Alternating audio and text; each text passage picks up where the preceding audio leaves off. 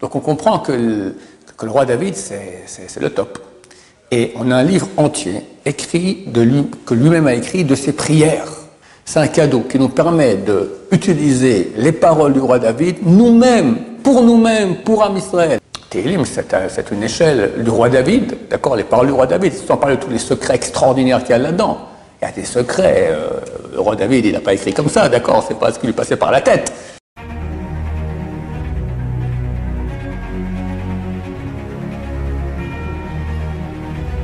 On m'a demandé de parler un peu. D'abord, on va dédier ce cours pour la protection de tous les juifs dans le monde entier, qu'aucun juif soit ni tué, ni blessé, ni même embêté par aucun ennemi d'Israël. Amen, amen. On m'a demandé de parler du livre des Tehillim, les psaumes. Tehillim, c'est un livre, comme dernièrement chez le rabbin qui a dit, c'est un cadeau qu'on a reçu, un cadeau extraordinaire. On a des figures du peuple juif qui sont extraordinaires, Abraham, Yitzhak, Yaakov, Moshe, Aaron. Et c'est très rare qu'on les voit prier. On a quelques prières de une ou deux phrases, grand maximum, d'accord, dans la Bible. Les Tehillim, ce sont les prières du fond du cœur du roi David. Est-ce qu'on a quelqu'un de plus grand que le roi David? Difficilement. On dit que le chariot céleste, la divinité, elle se pose sur 4 roues, 4 pieds, 4 piliers. Les 3 premiers piliers, c'est Abraham, Yitzhak, Yaakov. Le 4e, ça aurait dû être Esav, dont on parle dans notre paracha. Mais Esav s'est mal comporté, et il a remplacé David, qui lui ressemblait. Il était roux comme lui, il était sanguinaire, mais tout dans la kedusha, dans la sainteté, pas sanguinaire comme Esav qui tuait les gens comme ça pour les voler, pour coucher avec leurs femmes, d'accord? David était dans la grande sainteté, mais il était confronté aussi au monde des femmes, au monde de la guerre, etc. Mais il a réussi. Il est devenu la 4e roue du chariot céleste, donc ça veut dire que quelque part il stabilise la présence de Dieu sur terre. C'est phénoménal.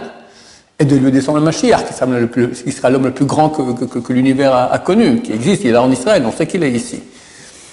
Donc c'est un homme d'un calibre phénoménal. Il faut savoir que c'est connu, le premier homme, il devait vivre 1000 ans. Et il a vu l'âme du roi David, qui était tellement grande et belle, qu'il devait être un avorton, mourir à la naissance. Il s'est dit, c'est trop dommage que le monde ne mérite pas une âme pareille. Il lui a donné 70 ans de sa vie. Le premier homme est mort à l'âge de 930 ans, et le roi David à l'âge de 70 ans. Mais le premier homme qui a vu toutes les âmes, il n'a pas donné 70 ans de sa vie à d'autres personnes. Donc on comprend que le roi David, c'est le top. Et on a un livre entier écrit que lui-même a écrit de ses prières. Pas de ce qu'il a fait. Son histoire, c'est passionnant, je vous recommande de lire le livre de Shmuel, c'est un polar, en mieux, d'accord, c'est extraordinaire, c'est très très intéressant, très très beau. Mais les prières qu'il a fait étaient poursuivies. Jusqu'à l'âge de 28 ans, on croit que c'était un mamzer, qu'il était le fruit d'une union entre sa mère et un étranger. Et son père faisait tout pour qu'il disparaisse, d'accord, enfin, la souffrance qu'il a eue, il n'a pas été poursuivi en tant que roi déjà. Il a été sacré, mais on ne savait pas encore qu'il était le roi officiel. Et le roi officiel Shaoul le poursuivait. Et combien il a prié, combien à chaque épisode de sa vie, qui est un épisode extraordinaire, il prie à Dieu de tout son cœur. Et c'est devenu, les Tehillim, on peut dire, le moyen d'épanchement du cœur le plus pur, le plus saint qu'a le peuple d'Israël. C'est un cadeau qui nous permet d'utiliser les paroles du roi David nous-mêmes, pour Am Israël. Ça touche, c'est extraordinaire. Donc, c'est un grand cadeau. Et c'est écrit que le roi David a demandé à Dieu que lorsque les gens liront les Tehillim, que ce soit considéré comme s'ils étudient dans la Torah Negaim ve Aholot. Negaim et Aholot, ce sont des sujets super difficiles dans la Mishnah. Negaim, c'est les plaies de lèpre. Déjà, quand on lit ça dans la Torah, c'est déjà, les gens, ils bloquent, là, c'est fini. Même Rashi, ils n'arrivent plus à lire, c'est trop technique. Aholot, c'est encore plus compliqué. Sous les lois de pureté et d'impureté, quand tu rentres dans une tente, dans un bâtiment, comme si avec une porte par là, c'est super compliqué. Mais c'est une Torah de qualité, parce que plus la Torah elle est dure, plus elle a une valeur aux yeux de Dieu. Plus tu t'échines le cerveau, d'accord, tu ne comprends pas, tu fais des efforts. Il faut que ça agra. Les sages israéliens disent en fonction de l'effort, comme ça, elle le mérite. Donc vu que tu étudies cela, ça fait beaucoup de mérite. Le roi David a demandé que quand on lit Tehillim, alors que ça ait la même valeur que si on étudie ces sujets-là, qui sont les sujets les plus ardus de la halakha. Et Dieu lui a répondu que oui. Bien qu'il soit écrit dans un grand livre de Moussar, c'est le Nefesh HaChaim, le Rav Chaim Néologine, que lui veut dire que Dieu ne lui a pas répondu. C'est-à-dire, ça reste encore, la Torah est quand même plus grande que Tehillim. Mais néanmoins, il y a un Midrash, qui semblerait que le Rav Chaim Néologine n'a pas vu, qui dit que Dieu lui a oui répondu. C'est bon. Donc c'est un cadeau extraordinaire. Surtout en cette période où le peuple d'Israël a besoin de Tehillim. Alors c'est clair que l'étude de Torah, elle est primordiale. Celui qui sait étudier, qu'il étudie, c'est ça qui protège le peuple d'Israël en numéro 1. Mais on n'est pas que étude, on est aussi corps. Il y a la tête, l'étude, il y a le corps. Le corps, c'est la prière. Et la prière, alors on peut prier à Dieu en français, comme je dis maintenant, que Dieu protège tous les soldats, tous les juifs dans le monde entier, qu'il n'y aura aucun mal. C'est une prière que Dieu entend.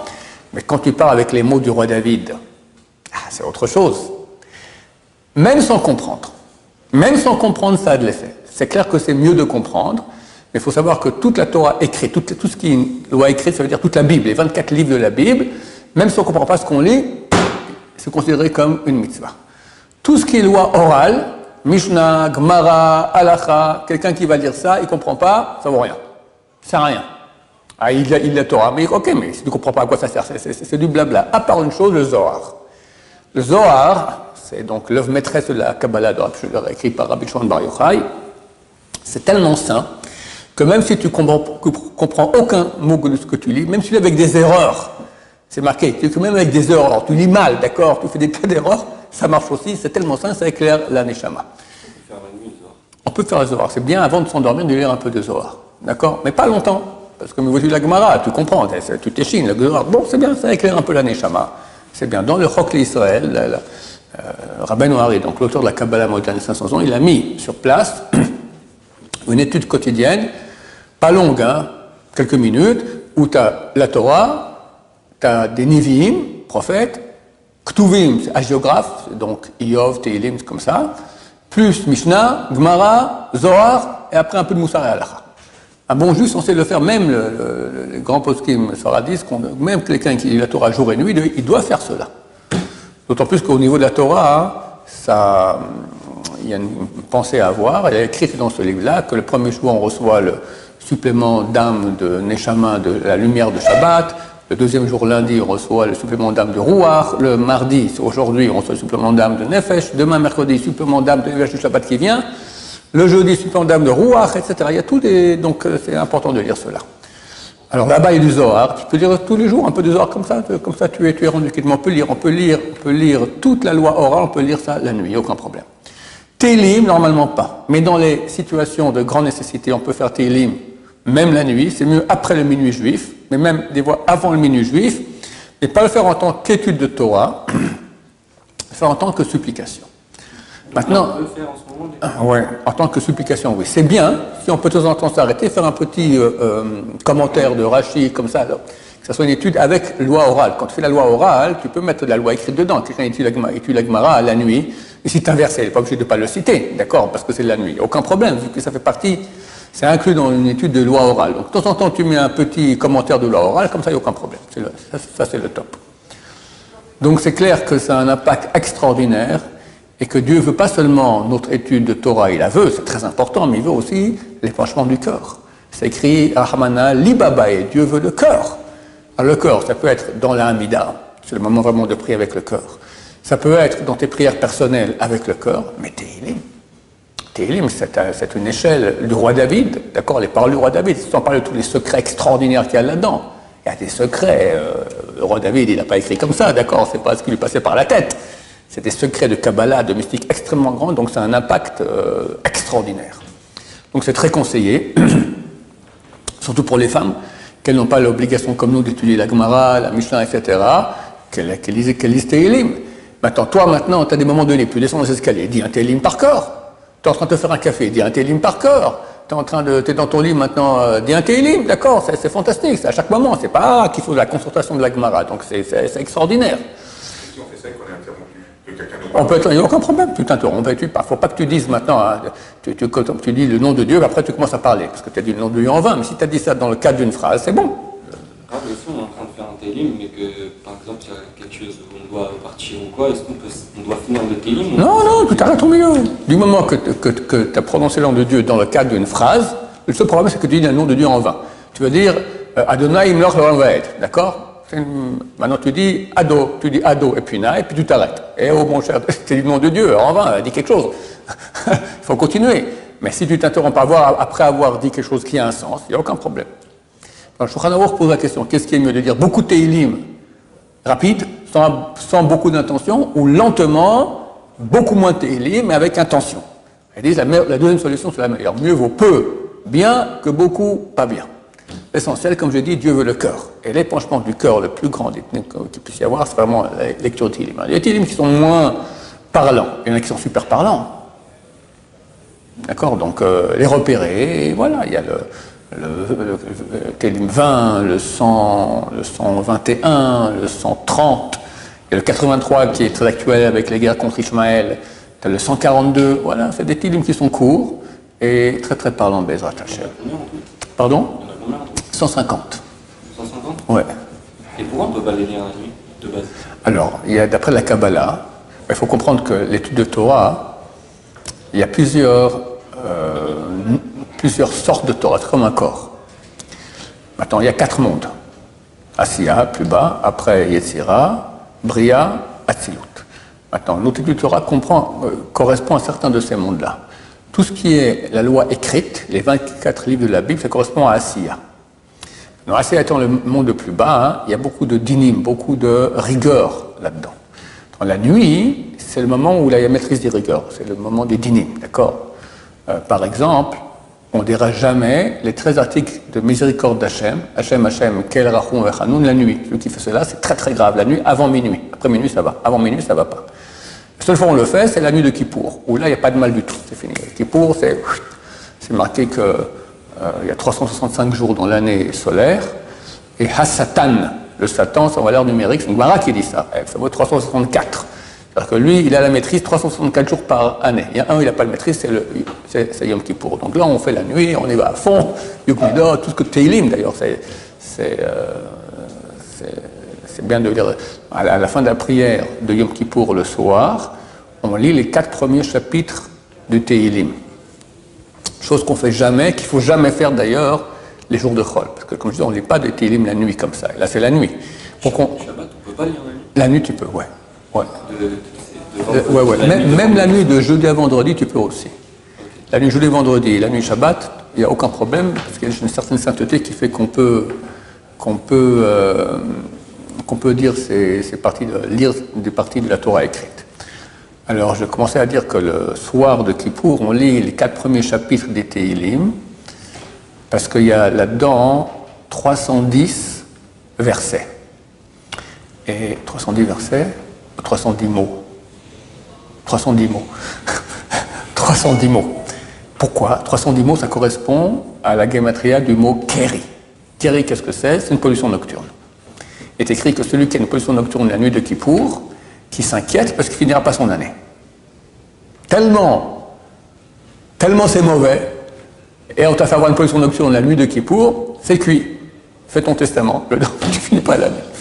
Et si tu finis l'année, tu peux être content, c'est certain que tu as part au Olam Haba parce que tu as tellement de mérite, normalement tu aurais dû mourir, tu as tellement de mérite que c'est bon, tu as part au Olam Haba.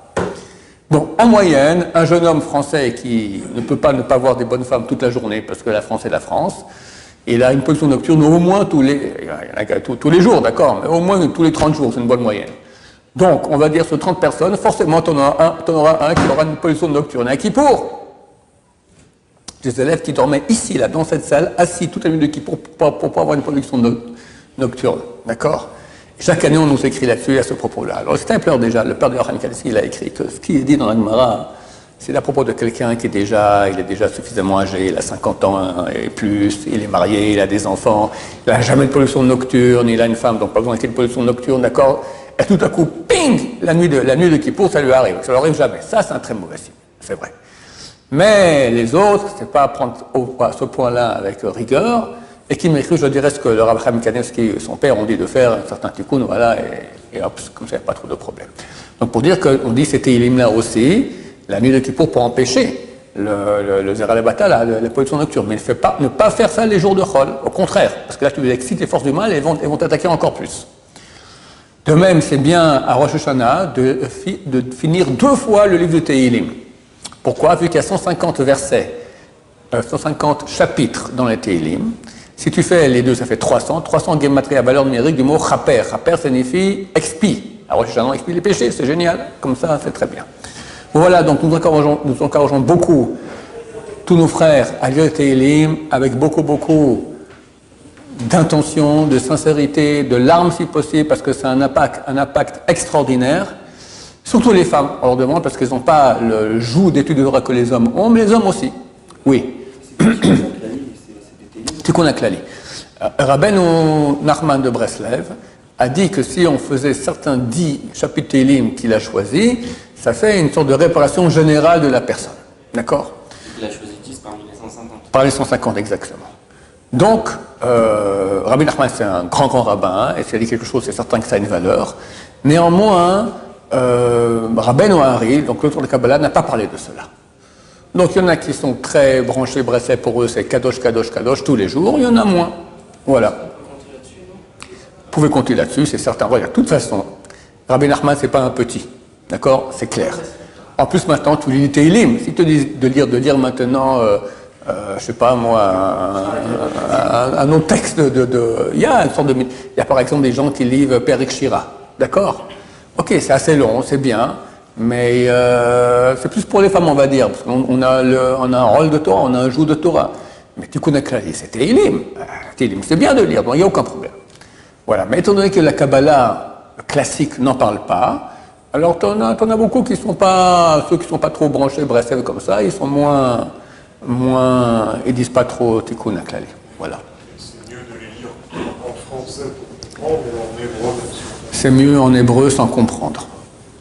Parce que comme j'ai dit, l'étude de Torah, des Tehillim, de toute la loi écrite, c'est valable aussi si on ne comprend pas. La vérité, c'est qu'il faut mettre du cœur là-dedans. Alors, la meilleure solution, c'est acheter un Tehillim de la délivrance, où là-bas, tu as la traduction qui est sous les mots en hébreu simultanés. Comme ça, tu lis lentement, tu vois ce que tu dis, c'est le mieux. Ça, c'est le top. Des questions encore à ce propos? Ok, par le mérite des Tehillim, que Dieu ait pitié du peuple d'Israël. Amen, Amen, Amen.